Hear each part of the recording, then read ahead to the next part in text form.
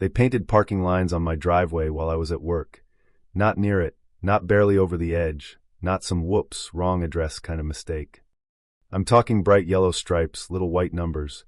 Resident parking only stenciled like the city had annexed my concrete while I was changing spark plugs for a customer. And when I got home that Friday, there were already 3 cars parked on it like they'd been issued season passes.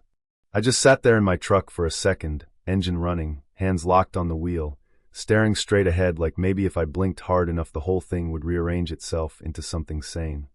But no, same yellow lines, same cars, same ridiculous little numbered stalls stretching down the side of my property toward my workshop. It looked like somebody had taken a highlighter to common sense. My name's Caleb Turner. I live outside Cedar Ridge, Ohio, in a plain square house my dad helped me build 15 years ago.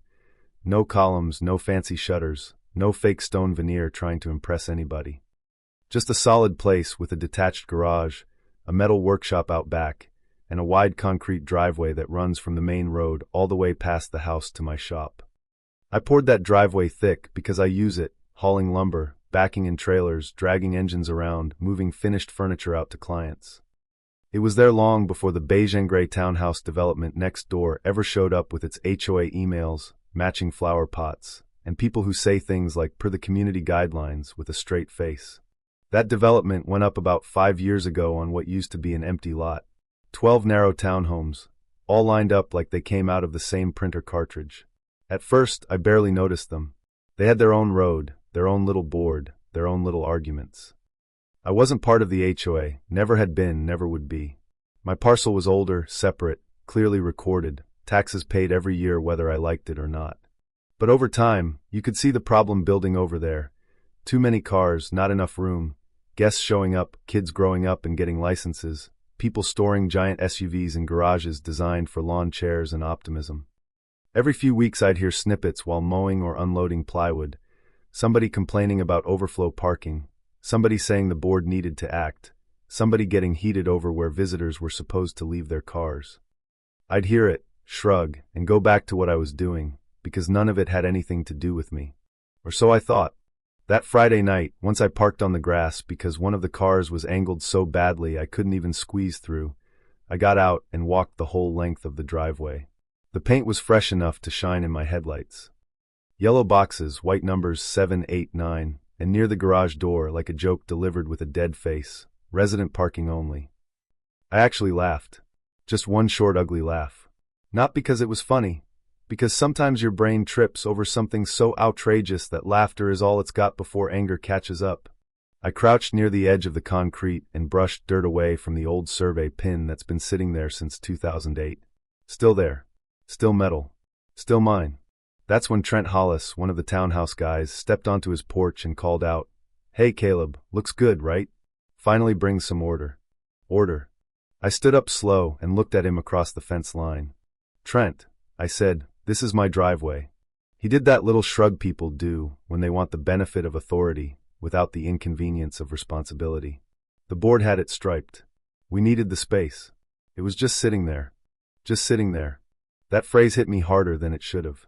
Like because something wasn't useful to them every minute of every day, it had become available for public harvesting. "Take it up with Marcus," he said. Of course. Marcus Dane, HOA president, pressed polos, finance job, the kind of man who sounds like he drafts emails in his sleep. I called him that night from my kitchen table, while headlights swung through my window and cars kept turning into my driveway like it was a motel overflow lot. He answered like nothing was wrong. "Caleb, what's up?" "What's up?" I said, trying hard not to climb through the phone. "Is there a parking lines on my driveway?" There was a pause, some paper shuffling, and then that smooth HOA voice kicked in. The board reviewed the block layout and determined that section appeared to be unused excess pavement. We're optimizing shared space for residents. Unused excess pavement. "Marcus," I said very slow, "that pavement leads to my workshop." "Well, sure, but you don't use the full width." That was the moment I realized this wasn't a misunderstanding. This was a decision. A group of people had looked at something that belonged to me, decided they needed it more, and wrapped the whole thing in tidy little language so it sounded civic. I pulled out my property folder that night, deed, survey, parcel map, the whole stack, scanned everything and emailed it over with one simple request. Remove the striping immediately. His reply came back an hour later. We will discuss this formally at the next board meeting. In the meantime, please be patient as we work toward a community solution. A community solution. 2 weeks away. I barely slept. Then Saturday morning made it all real. I walked outside with coffee in my hand and found a silver Camry parked sideways across the mouth of my driveway, blocking the entire entrance. Not inconvenient. Not annoying. Blocked. Completely. I had a client scheduled to pick up a custom walnut table that afternoon, and there was no way I was getting a trailer in or out. I stood there in the morning chill, steam rising from the cup, looking at that car, and something in me clicked into place.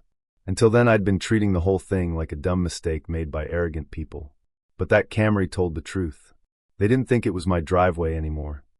They thought if they used it boldly enough, long enough, publicly enough, reality would eventually give up and follow the paint. I knocked on doors anyway, gave the universe one last chance to behave. A woman in slippers cracked hers open and squinted at me while I asked about the car. "Oh," she said, "I thought that wasn't your driveway anymore. Didn't the HOA designate it?" Designate it. I thanked her through clenched teeth and moved on. A college kid 2 doors down leaned out, looked toward the road, and said, "Pretty sure it's fine, man, they striped it yesterday." That was it. My coffee had gone cold. My patience had gone with it. I went inside, grabbed the property folder, and called Ridgeway Towing, a local company I'd used before when people dumped junk vehicles behind my shop. "You the owner?" the dispatcher asked. "Yes, sir." "You got documentation?" "In my hand." "Text me the address. We'll send 2 trucks." Once I hung up, my heart started pounding.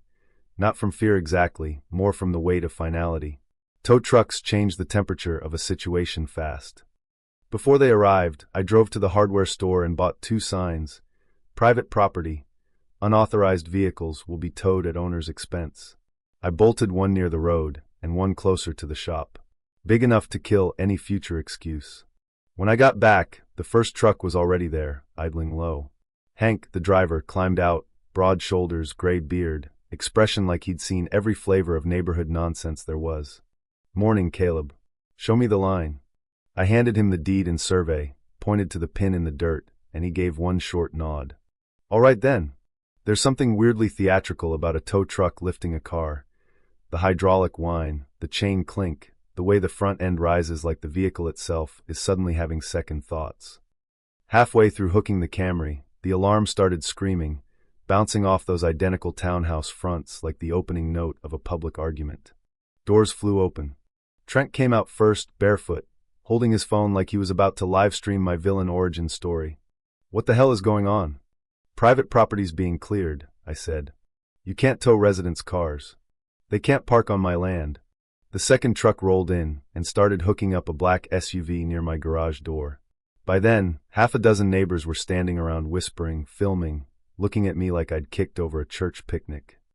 And then Marcus arrived, pulling up in his SUV, stopping crooked because suddenly, irony of ironies, there was nowhere convenient to park. He got out wearing sunglasses and that same managerial calm, but his jaw was locked tight. "This is unnecessary," he said. "What was unnecessary," I said, "was painting my driveway. We believed it was shared access." "You believed wrong." The Camry lifted fully off the ground right then, alarm still blaring, and rolled down the street like a very expensive lesson in property law. Marcus took off his sunglasses and tried another angle. "We're trying to solve a parking shortage. Some residents are elderly. Some can't find spots near their units. This is about being part of a community." I laughed, not loud, just sharp. Community usually starts with knocking on the door. For 1 second, he had nothing. No bylaws. No phrasing. No soft corporate wrapper to put around what they'd done. The second truck hauled off the SUV. Then another car. Then another. For in total by the time it was done, the yellow lines suddenly looked stupid, bright little boxes painted for a fantasy that had lasted less than 24 hours. By Monday my inbox was packed, community hostility, unnecessary escalation, legal review, all that. Marcus sent his own message too, stiff and formal, trying to frame the towing as the real offense. So I replied the way I work best, clean, documented, impossible to wiggle around. Photos of the blocked entrance. Timestamps. Survey pin. Parcel map. A formal notice stating the striping was unauthorized, the use was trespass, and I expected removal plus surface restoration. No insults. No drama. Just facts. 2 days later, the twist came, not from Marcus, but from the very crew that had painted the lines. A contractor van pulled up with a concrete grinder in the back. Same guys, same boots, a whole lot less swagger. They unloaded without making eye contact and started grinding away the paint. That sound, good lord, a high metallic scream as the yellow disappeared in clouds of gray dust. It took hours. By the end, the lines were gone, but the driveway looked rough, scarred, ghosted. Like it had survived something petty and ugly. Later that afternoon, the HOA sent out a message to residents. After further review of property documentation, the paved area adjacent to Lot 14 was privately owned and not designated for community parking. Not designated. Like they'd merely clarified a scheduling conflict instead of trying to annex my concrete with spray paint. That should have been the end of it. But the real surprise came a month later.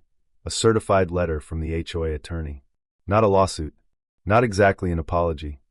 Just polished legal language acknowledging my ownership and asking that, in the future, I refrain from towing without first contacting the association to preserve neighborhood harmony. Neighborhood harmony. I read that line twice and laughed so hard I had to sit down. Because there it was, the whole story in one sentence. The people who crossed the line wanted the person who defended it to be gentler next time. A few days after that, Marcus showed up at my workshop while I was sanding a cabinet door. No polo speech, no bored posture, just a man standing there in the smell of sawdust looking tired. I shouldn't have handled it the way I did, he said. That was it. No dramatic confession, no violin music, just one honest sentence. He admitted residents had been on him, pressure was building. He thought if he fixed it quickly, people would calm down. And then he said the dumbest honest thing I'd heard all year. I didn't think you'd react that strongly. I set the sander down and looked at him. You painted my driveway. He exhaled, nodded once. Yeah, I should have knocked on your door. Yeah, I said. You should have. And that was the closest thing to closure we ever got. These days, my driveway stays clear. The signs are permanent now. Cameras blink softly at either end. Sometimes a new resident tries to nose a tire onto the concrete out of habit, and a quick conversation fixes it. I haven't had to call another tow truck. But I think about that whole mess more than I expected to, because the lesson wasn't really about parking. It was about how fast convenience becomes entitlement when enough people repeat the same story to each other. It was about how power doesn't always look like force. Sometimes it looks like a committee, a stencil, a polite email, a person deciding your silence means permission. And it reminded me of something bitter but useful. If you don't defend a line early, people start calling it flexible. That's not me preaching. That's me learning late that kindness without boundaries gets mistaken for surrender. Now when I drive down that concrete, I can still spot the faint shadows where the yellow lines used to be if the light hits just right. Little ghost marks. A reminder that justice doesn't always come with a courtroom speech. Sometimes it sounds like chains tightening on a Saturday morning while a car alarm screams its way out of your life. And I won't lie, watching those cars roll off was deeply satisfying. Not noble. Not poetic. Just satisfying in the pure, old-fashioned sense that karma had finally found the right address. So let me ask you this. If a whole group decides your property, your rights, or your peace are less important than their convenience, where exactly should mercy stop and consequences begin? Was I defending what was mine, or did I go too hard the second that driveway got blocked? Tell me what you think. Where's the line between being a good neighbor and being a doormat? And if you've ever had somebody try to take an inch and call it for the greater good, I want to hear that story too.